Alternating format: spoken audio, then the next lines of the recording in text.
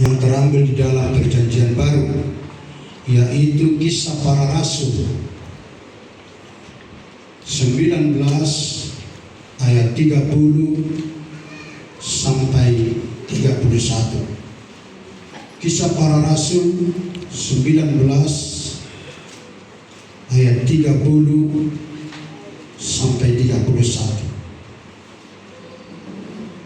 Jikalau sudah temukan, katakan amin. Kita akan sama-sama membaca firman Tuhan dengan hitungan yang ketiga. 1, 2, 3. Paulus mau pergi ke tengah-tengah rakyat itu, tetapi menurut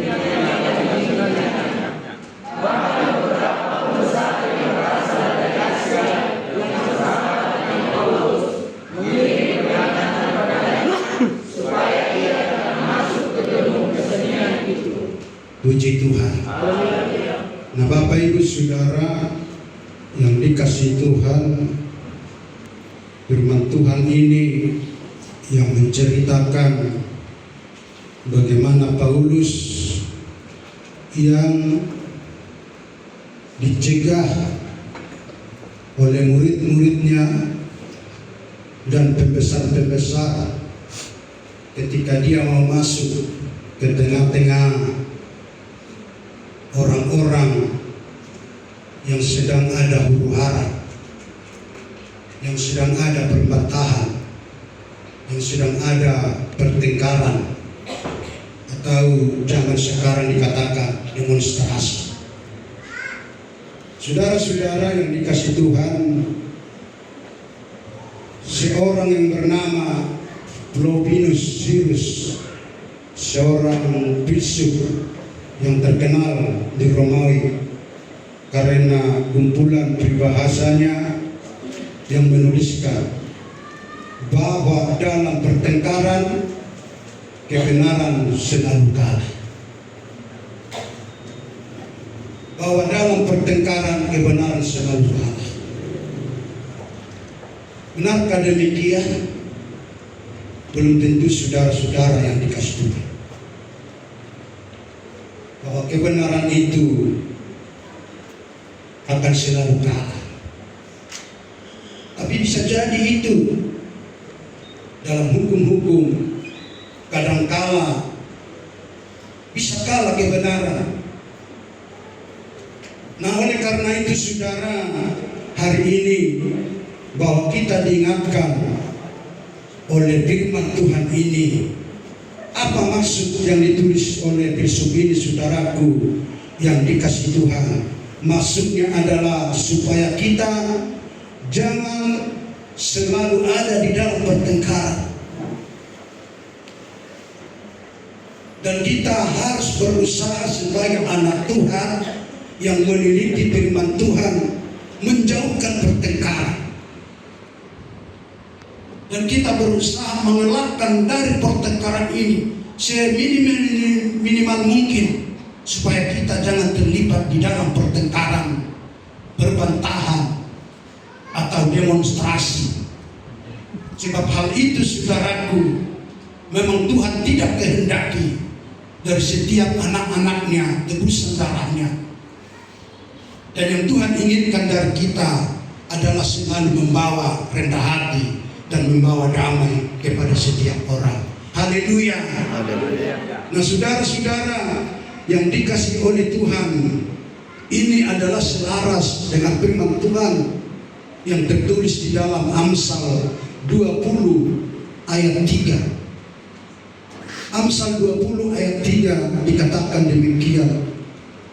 Terhormatlah seseorang jika ia menjauhi perbantahan, tetapi setiap orang bodoh membiarkan amarahnya meledak. Nah, Bapak Ibu Saudara yang dikasihi Tuhan, apakah kita menjadi orang bodoh yang mau mengamarah kita meledak-meledak? Ini tidak inginkan Tuhan, saudara. Saya teringat kesaksian Ibu Situa Marpau ketika ibu itu ada eksiden. di mana dikatakan Bapak itu siaan, bukan mau berencana membuat kita celaka. Tapi inilah yang terjadi. Artinya Bapak Ibu Saudaraku, setiap masalah, setiap persoalan, setiap kejadian yang walaupun mungkin kita itu merasa kita benar, tapi Tuhan inginkan kita usahakan itu. Jangan sampai terjadi perbantahan.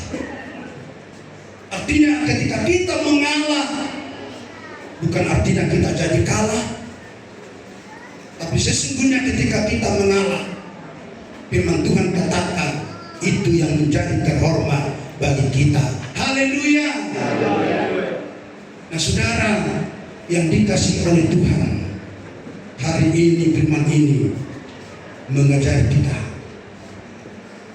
Mari kita renungkan supaya kita jangan terlibat dalam perbantahan, pertikaian, demonstrasi. Ketika kita melihat tadi kisah para rasul ini, di mana konteks ini, ayat ini adalah suatu peristiwa di mana terjadi demonstrasi antara kerusuhan di kota Efesus waktu itu. Demonstrasi dipicu pelayanan Paulus, di mana waktu itu Rasul Paulus melayani di Efesus kira-kira 2,5 tahun atau 2 tahun lebih. Lalu ketika Rasul Paulus di sana melayani, banyak orang bertobat, banyak orang meninggalkan saudaraku adalah patung-patung berhala, terutama patung Dewi Artemis. Setelah Rasul Paulus melayani di sana, lalu orang-orang di sana percaya akan kebenaran firman Tuhan. Mereka percaya akan keselamatan. Lalu mereka berani pindah dari penyembahan berhala. Mereka masuk saudaraku, mulai merenungkan kebenaran firman Tuhan. Dan mereka lagi tidak menginginkan atau kata lain meninggalkan itu ajaran-ajaran patung Dewi Artemis ini saudara. Melihat ini saudaraku, mereka di sana yang membuat patung-patung Dewi Artemis itu terasa atau merasa tergugah, atau bukan terasa tergugah, merasa seakan-akan kekurangan mata pencaharian mereka. Dengan kata lain, bahwa patung itu mungkin tidak lagi disembah orang. Patung ini saudaraku tidak lagi dibeli orang. Dan patung-patung ajaran patung ini saudaraku mulai ditinggalkan orang-orang di sana, saudara-saudaraku. Maka mereka merasa terancam ekonominya. Bisa jadi saudara yang dikasih Tuhan di akhir zaman pun banyak demikian, yang bisa memicu demonstrasi, yang bisa memicu pertikaian. Maka mereka itu saudaraku mencoba mengumpulkan orang untuk membuat satu, apa itu saudaraku, pawai apa namanya itu. Lalu setelah itu saudaraku, mulai mereka saudaraku, Rasul Paulus memberitakan Injil itu selama 2 tahun saudara-saudara yang dikasihi oleh Tuhan di Efesus. Dan banyak orang bertobat sehingga mereka tidak lagi memperdulikan patung Dewi Artemis. Maka yang membuat tadi merasa terancam ekonominya. Lalu mereka dan ini saudaraku merasa perbuatan patung terasa terancam secara ekonomi. Dan itu sebabnya mereka menghasut banyak orang. Mereka hasutlah orang dengan banyak saudara yang dikasihi oleh Tuhan untuk menentang Rasul Paulus. Mulai ditentang ajaran Rasul Paulus, mulai menentang saudaraku ajaran kebenaran dari Yesus. Bahkan mereka di tengah jalan saudaraku menangkap yaitu teman sekerja oleh Rasul Paulus. Misalnya saudaraku yang dikasih Tuhan Gaius, bukan Gaius Tambunan di Indonesia, tapi Gaius yang ada di kita. Saudaraku, mereka tangkap karena mereka tidak senang oleh ajaran itu, saudara yang dikasih. Nah Bapak Ibu, saudara-saudara yang dikasih Tuhan, maka terjadilah yaitu tadi dalam firman Tuhan ini adalah demonstrasi. Di sana ada kekacauan di gedung teater. Di sana saudaraku, atau mungkin gedung teater waktu itu adalah pemutaran film atau bioskop zaman sekarang itu. Mulailah terjadi di sana demonstrasi. Tidak dijelaskan apa kata-kata mereka untuk menyalahkan oleh Rasul Paulus. Sama dengan orang Yahudi menyalahkan oleh Yesus, demonstrasi. Tangkap itu Yesus, salibkan Yesus. Mungkin kira-kira demikian, tapi tidak persis saudara-saudara yang dikasih Tuhan. Lalu itulah saudara-saudaraku terjadi demonstrasi itu. Maka saudara-saudaraku bahwa Gaius dan Aristoteles ditangkap oleh mereka saudara-saudaraku. Bahwa itu saudaraku adalah di tengah-tengah masyarakat dan murid-muridnya dan beberapa orang saudara-saudara. Lalu murid-murid Yesus, lalu Paulus pun berkata, oh saya akan masuk ke tengah-tengah mereka. Saya akan amankan. Nah saudara-saudaraku, tema firman Tuhan itu milikilah hikmat dari Tuhan.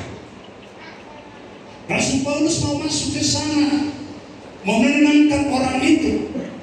Tapi firman Tuhan mencatat saudara-saudara yang dikasih Tuhan, murid-murid Rasul Paulus, jangan. Pembesar-pembesar, saudara, teman-teman Paulus pun berkata, jangan masuk ke situ. Maka ini saudaraku, ada waktunya kita masuk, ada waktunya kita tidak masuk. Lalu saudara-saudara yang dikasih Tuhan, sahabat-sahabat Paulus pun mengingatkan Rasul Paulus. Mungkin itu saudaraku cara Tuhan mengingatkan kita lewat saudara kita, lewat teman kita, lewat pembesar-pembesar saudara-saudaraku, agar kita tidak sembrono masuk ke sana. Saya percaya dan murid-murid Yesus tahu, pembesar-pembesar tahu ketika nanti Rasul Paulus ke sana, pasti akan ada yang terjadi yang tidak diinginkan saudara. Bukan artinya Rasul Paulus bahwa takut mati, tidak saudara. Tapi Rasul Paulus mendengarkan nasihat murid-muridnya, mendengarkan pembesar-pembesar saudara-saudara yang dikasih Tuhan. Nah Bapak Ibu saudara yang dikasih Tuhan, di sini ada kalanya kita pakai mengambil sikap mundur daripada maju. Sebab kita tahu saudaraku, masalah ini, persoalan sedemikian tidak menutup kemungkinan terjadi bagi saudara pribadi, keluarga, pun di tengah-tengah gereja kita. Pasti mungkin ini terjadi. Dan saudara ingat, beberapa tahun yang lalu mungkin ini terjadi, akan kita alami. Nah di sini saudara-saudaraku, kita harus memiliki hikmat, kita harus memakai hikmat. Memang kita adalah punya Tuhan, membela kita Tuhan. Tapi Tuhan ajarkan anak-anak Tuhan, milik Tuhan, harus memiliki hikmat dalam menghadapi segala sesuatu yang terjadi, perkara-perkara yang terjadi, perbantahan yang terjadi. Harus kita memiliki hikmat daripada Tuhan, saudara-saudaraku yang dikasih Tuhan, bahwa kita mengambil sikap mundur daripada maju, saudara-saudaraku, di tengah-tengah perbantahan dan pertikaian.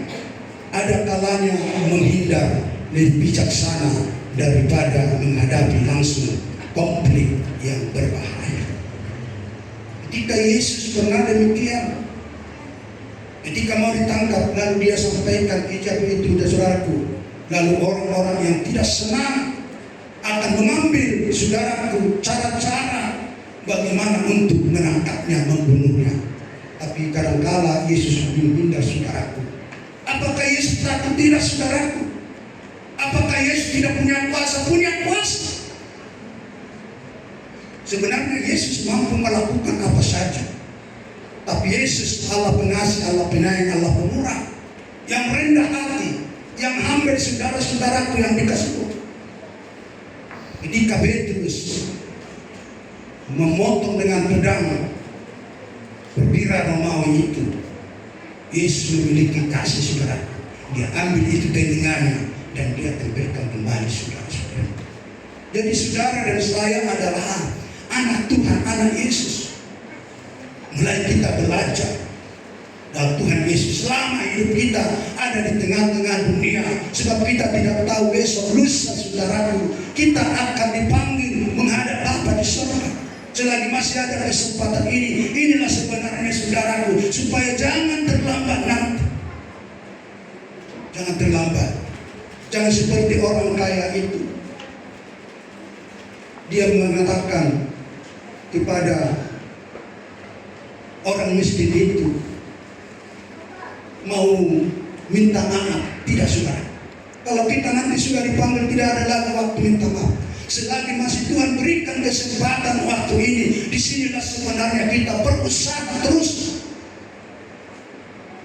Berusaha dengan sekuat tenaga kita melakukan kebenaran-kebenaran Tuhan. Supaya apa? Supaya seperti khotbah kita hari Jumat, kita memiliki mahkota yang dari surga. Haleluya. Nah, saudara-saudaraku yang dikasihi oleh Tuhan, hari ini kita perlu memperhatikan dan mendengarkan nasihat orang di sekitar kita, karena bisa saja mereka dipakai Tuhan untuk menghindarkan kita dari bahaya yang mungkin. Kalau saudara kita menasihati kita, kita dengarkan, kita belajar mendengarkan. Jangan kita berkata, kau tahu apa? Tidak, saudara. Tapi siapapun mereka, apapun dia itu, firman Tuhan mengajar kita belajar mendengarkan dengan hikmat daripada Tuhan. Yang walaupun dulu dia itu tidak apa-apa, tapi ketika ini, saudaraku, kita dinasihat, kita dengarkan dia. Kita belajar berhikmat, saudara-saudaraku, supaya kebenaran-kebenaran Tuhan itu ada nyata di dalam setiap kehidupan kita, saudara-saudaraku yang dikasih Tuhan. Sebab kenapa, saudaraku? Sebab Tuhan bisa memakai apa saja pun dengan siapa saja pun untuk mengingatkan kita supaya kita lepas dari segala ancaman. Kita lihat itu, saudaraku, waktu Tuhan melepaskan bangsa Israel atau dengan banyak, Tuhan pakai itu adalah binatang. Keledai bisa berbicara, dipakai oleh Tuhan dengan luar biasa. Artinya, saudaraku, apa saja bisa dipakai Tuhan untuk mengingatkan saudara dan saya, mengingatkan anak Tuhan supaya terlepas dari ancaman-ancaman dunia yang begitu kejam ini, saudara yang dikasih Tuhan. Nah, hari ini, saudara yang dikasih Tuhan, kita belajar, saudaraku, dari firman Tuhan ini. Orang yang berperan memberi nasihat kepada Rasul Paulus adalah murid-muridnya dan pembesar-pembesar saudara-saudara. Itu pun didengarkan oleh Rasul Paulus, sehingga dia terancam dari amukan, dari demonstrasi yang terjadi pada saat itu, saudara yang dikasih Tuhan. Saudara yang dikasih Tuhan, dalam segala keadaan, apa saja pun itu, mari kita minta hikmat daripada Tuhan. Haleluya.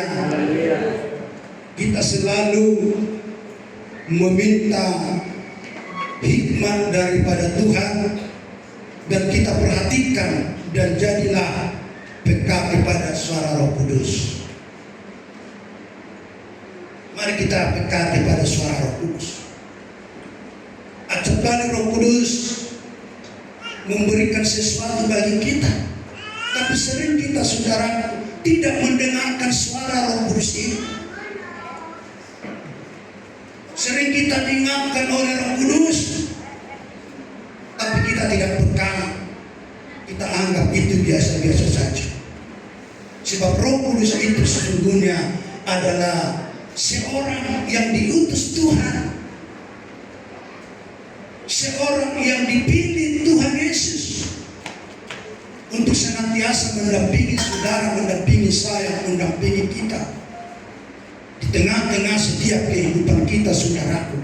Tujuannya, maksudnya saudaraku, supaya kita jangan jatuh sampai tergeletak, supaya kita jangan tergelincir saudara-saudara yang dikasih Tuhan, supaya kita jangan jatuh saudara-saudara yang dikasih Tuhan. Maka Tuhan kirim itu Roh Kudus. Itu menunjukkan bahwa sungguh besar kasih Yesus itu bagi saudara dan bagi saya. Sekalipun Yesus tidak ada lagi di dunia dan dia sudah menyediakan tempat bagi kita, namun kasihnya itu tidak pernah luntur sedikit pun. Dia bikin cara, dia utus itu Roh Kudus adalah pribadi Allah itu untuk menolong saudara dan menolong saya, saudara-saudara yang dikasih Tuhan. Nah, suara Roh Kudus, dan mari kita dengarkan suara orang lain juga di sekitar kita yang bisa dipakai Tuhan untuk mengingatkan kita. Mari kita saudaraku renungkan ini dalam setiap hidup kita.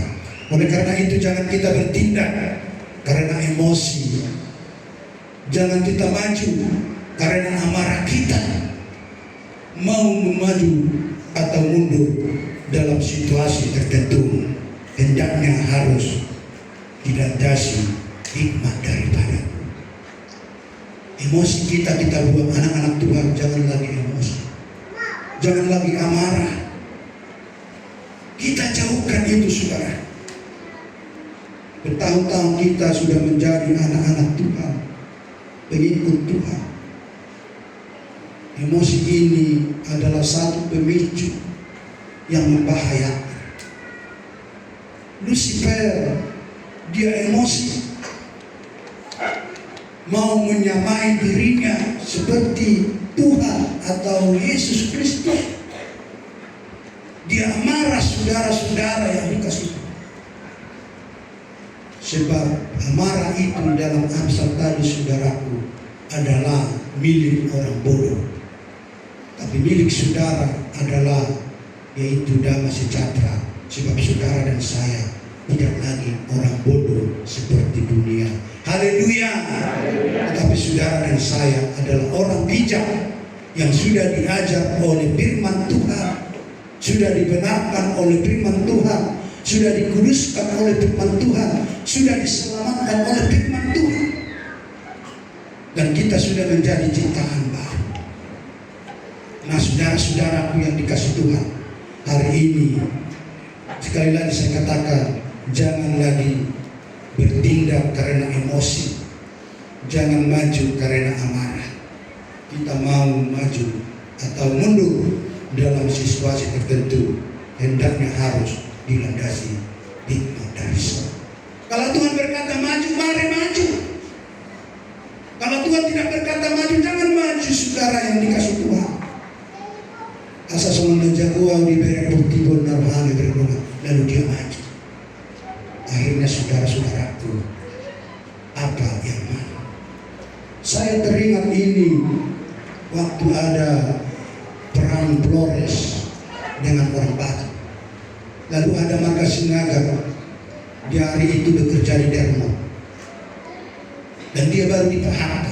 Dia kantongi uangnya, pesangonnya 70 juta. Lalu dia katakan dia tubuhnya tinggi besar, saya di depan. Padahal dia tidak tahu medan yang ada di bawah. Dia masuk saudara-saudara di depan, lalu di belakang dia tidak bisa keluar. Lalu disitulah dia ditangkap saudara-saudaraku, lalu dibunuh, dikubur berdiri. Lalu setelah dikubur berdiri, bekas sumur langsung ditimbun tanah dan ditanam pisang saudara-saudaraku dan dinas.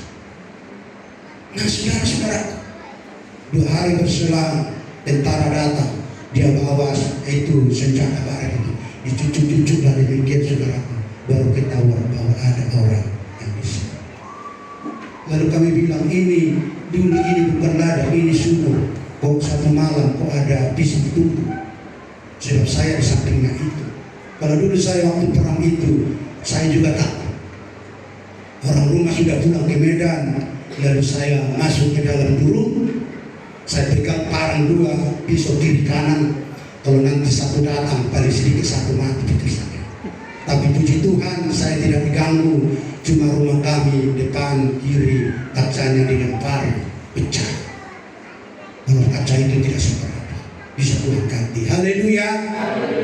Nah, saudara-saudara yang dikasih Tuhan, jangan kita emosi menghadapi apa saja pun.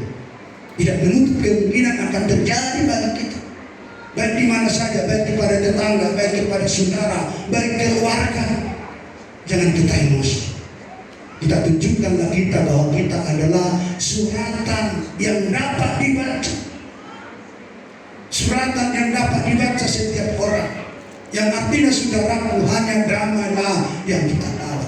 Yang walaupun mungkin saudara yang dikasihi oleh Tuhan, kita merasa benar dan kita merasa benar saudaraku. Tapi bukan itu yang teristimewa saudaraku. Tapi yang teristimewa saudara yang dikasih Tuhan, kita menjadi terhormat ketika kita mengalah bersama-sama orang lain. Dalam keluarga pribadi, kita perlu mengerti kapan kita maju, kapan kita mundur, kapan kita harus menjauhkan pertengkaran, perbantahan, saudaraku. Ini antara suami istri pun akan bisa terjadi, antara anak bisa terjadi. Ini saya alami saudaraku, bahkan sama anak saya bisa terjadi oleh karena omongan yang tidak benar, perkataan yang tidak benar. Sebab kita tahu omongan kita itu walaupun kita anggap benar, belum tentu seseorang itu menerima, belum tentu seseorang itu berpikir itu benar. Sebab sifat manusia saudaraku selalu mempertahankan kebenarannya, selalu berkata saya benar, saya benar, saya benar, saudara.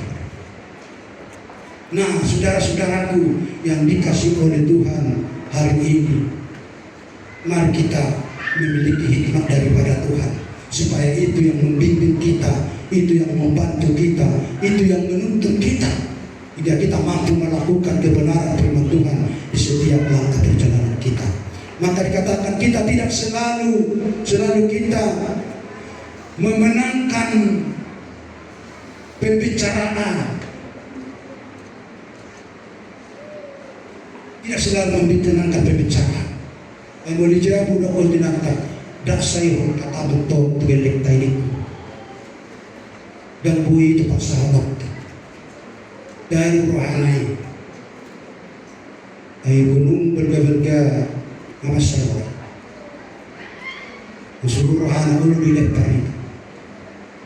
Nah, saudara-saudara yang dikasih Tuhan, sebagai kita yang dipenuhi Roh Kudus, di sana kita akan berhikmat menghadapi siapa saja pun, baik anak, baik suami, baik istri.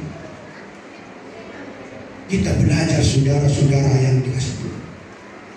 Lebih bagus kita saudaraku kalau suami tidur pecahkan itu yang nyangsa, saudara kita. Tidur lagi, bangun lagi, lalu diambil selimut, tidur lagi, katakan maka terjadilah kemiskinan. Haleluya. Kita katakan itu, lalu mereka akan bangun dan bisa bergegas melakukan setiap pekerjaannya, saudara-saudara yang dikasih Tuhan.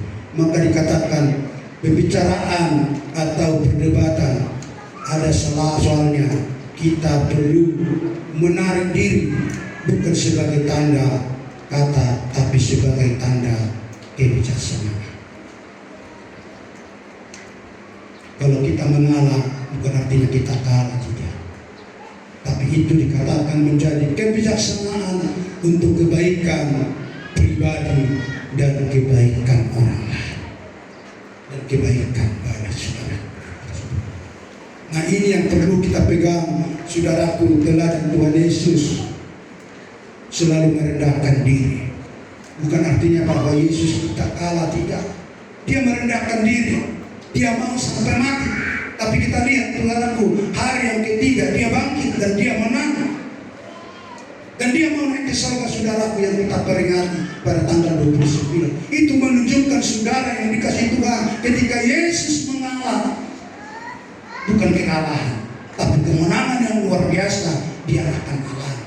Dan itu juga yang Tuhan mau berikan kepada saya, kepada saudara, kepada kita, saudaraku. Ketika di tengah-tengah dunia ini kita selalu mengalah akan hal apa saja pun, percayalah, kemenangan-kemenangan yang Tuhan berikan dan Tuhan tunjukkan bagi saudara dan bagi saya di akhir zaman ini.